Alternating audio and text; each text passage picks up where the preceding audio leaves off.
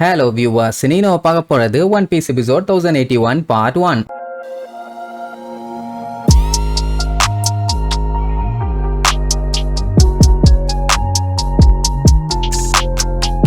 Open பண்ணா ஒரு பயங்கரமான கப்பல் வேற யாரும் இல்ல, நம்ம ஷாங்க்ஸ் தான். அவன் பாத்தீங்கன்னா இப்ப லேண்ட் ஆஃப் ஆனவ நோக்கி தான் வந்துட்டு இருக்கான் போல. அப்படியே பழைய விஷயத்தெல்லாம் யோசிச்சு பாப்பான். எவ்வளவு நாளாச்சு ஓடன பார்த்து. இப்போ மொமனசுக்கே ஹியோரி எல்லாம் நல்லா வளர்ந்துருப்பாங்க அப்படின்ட்டு அவன் லேண்ட் ஆஃப் ஆனோ கிட்ட வரும்போதே கண்டுபிடிச்சிட்டான் அந்த ஆரம்பிக்கு லேண்ட் ஆஃப் ஆனோக்குள்ள போயிருக்கான்னு. ஏதோ சரியில்லையே அப்படின்ட்டு அவனும் இப்ப வேகமா வந்துட்டு இருக்கான். அப்படின்னா பரவாயில்ல, ஷாங்க்ஸ் இருந்தானா ஏதாச்சும் ஒண்ணு பண்ணிடுவான்னு வைங்க. இங்க லூஃபி பாத்தீங்கன்னா ஜாலியா கூத்தடிச்சுக்கிட்டே யூஸ்டஸ் கிட்ட கூட விடாம அமுக்கி ஊர் மக்கள் எல்லாத்துக்கூடயே சேர்ந்து ஜாலியா என்ஜாய் பண்றான். அந்த லேண்ட் பாத்தீங்கன்னா அப்படியே தீபாவளி கொண்டாடிட்டு இருக்காங்க. வான வேடிக்கை எல்லாம் தாறுமாறா இருக்கும். 20 வருஷத்துக்கு அப்புறம் இப்பதான் எல்லாம் நிம்மதியா இருக்காங்க. ரைசோ எல்லாம் பாத்தீங்கன்னா கதறி கதறி அழுதுகிட்டே சரக்கடிச்சுட்டு இருப்பான். கவர்மெண்ட் பார்த்துட்டு டேய் அதான் எல்லாம் நல்லபடியா முடிஞ்சிருச்சுல்ல, இந்த ஃபெஸ்டிவலை நம்ம ஜாலியா என்ஜாய் பண்ணும், நீ என்னடானா இப்படி உட்கார்ந்து அழுதுகிட்டு இருக்கானே, இது ஆனந்த கண்ணீர் அறிவு கட்டவனேமா. அதுக்கப்புறம் அந்த குழந்தைங்க எல்லாத்துக்குமே எவ்வளவு வேணாலும் சாப்பிடுங்க, எல்லாமே ஃப்ரீ ஃப்ரீ ஃப்ரீன்னு சொல்லி ஃபுட்டை வாரி வழங்கிட்டு இருக்காங்க. இது எல்லாமே நல்லபடியா தான் போயிட்டு இருக்குது. ஆனா இதை கெடுக்க அந்த அரமக்கி வந்துகிட்டு இருக்கான். அவன் என்டர் ஆகும் போதே இவங்களுக்கு ஃபீல் ஆயிருச்சு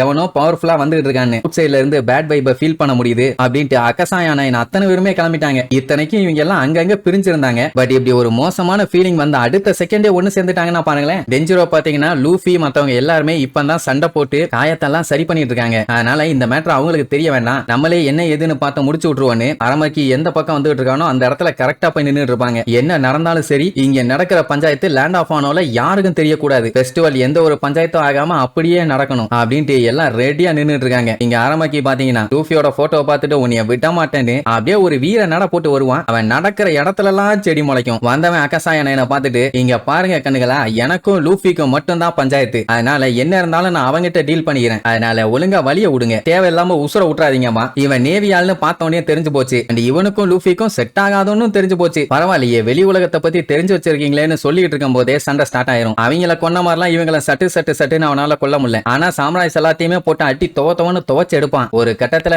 போது ரைசோவை நல்லா தொக்கா புடிச்சு வச்சுட்டு டேய் நல்லா கேட்டுங்க, என்னைக்குமே செலஸ்டியல் டிராகன்ஸ் மட்டும் தான் இந்த உலகத்துக்கே கடவுள், மத்தவங்க யாரும் அவங்கள மீறி எதுவும் பண்ணக்கூடாதுன்னு சொல்லிட்டு ரைசோவை கொல்ல போவான். நல்ல வேலை அதுக்குள்ள டெஞ்சிரோ இடையில பூந்து கைய ஒரே போடு, ஜஸ்ட் மிஸ் கொஞ்சம் விட்டுருந்தா கொண்டிருப்பான். சரி இதே மாதிரி எல்லாம் ஆளாளுக்கு ஒரு வெட்ட போட்டு அவனை காலி பண்ணிடலான்னு பார்த்தா அப்படியே ஒரு பெரிய சைஸ் மரமா மாறுவான். அந்த சைஸுக்கு பெரிய பெரிய பாறையாவே இருந்தாலும் அதை அப்படியே சுக்கலா உடைச்சு தூள் தூளாக்கிடலாம். அப்படி இருக்கும்போது இவங்க எல்லாத்தையும் ஈஸியா கொல்ல முடியும். இப்பவும் சொல்றேன், ஒழுங்கா என் வழியை விட்டு போயிருங்க, இல்லன்னா உங்க எல்லாத்தையுமே நான் கொன்றுவேன். எத்தனை பேர் இந்த கண்ட்ரியில செத்தாலும் எனக்கு அதை பத்தி கவலை இல்ல, ஏன்னா இந்த கண்ட்ரி தான் வேர்ல்டு கவர்மெண்ட் கண்ட்ரோல்ல இல்லையே. எப்படி இருக்கானுங்க பாத்துக்கங்க, கண்ட்ரோல்ல இருந்தா மட்டும் தான் கண்டுக்குவானுங்க, இல்லன்னா கொல்லுவானுங்க. என்ன இவ்வளவு மோசமா இருக்கானுங்க, இந்த மாதிரி எல்லாம் பேசுறியா, உனக்கு வெக்கமா இல்லையான்னு கேட்டா நோ நேவர். சில பேர்த்த சாக்ரிஃபைஸ் பண்ணாதான் பல பேர்த்த காப்பாத்தி அமைதியா நிலைநாட்ட முடியும்னா அதை நாங்க பண்ண தயங்கவே மாட்டோம். அதே ரூல் தான் இப்போ உலகத்தை காப்பாத்துறதுக்காக. இந்த ஒரு நாடு அழிஞ்சா என்ன, மத்தவங்க எல்லாம் நிம்மதியா வாழ்வாங்கல்ல, அதுக்காக உங்க எல்லாத்தையுமே நான் கொல்ல போறேன்னு சொல்லிட்டு அப்படியே பயங்கரமா ஒரு பெரிய மரமா வந்து நிப்பான். ஆலமுற மாதிரி இருக்கான் பார்க்கவே. பண்றதே அயோக்கியத்தனம், இதுல அதுக்கு வேற முட்டு கொடுக்கிறது. இந்த மாதிரி பண்றதுக்காக நீ யாரும் வெறுக்க வேண்டாம், இப்படித்தான் மொத்த உலகமே இயங்கிட்டு இருக்குது அப்படின்னு சொல்லிட்டு மரக்கிளைய வச்சு கண்ணா பின்னா அட்டாக் பண்ணுவான். நம்ம ஆளுங்க என்ன கிச்சன் நைஃபா வச்சிருக்காங்க,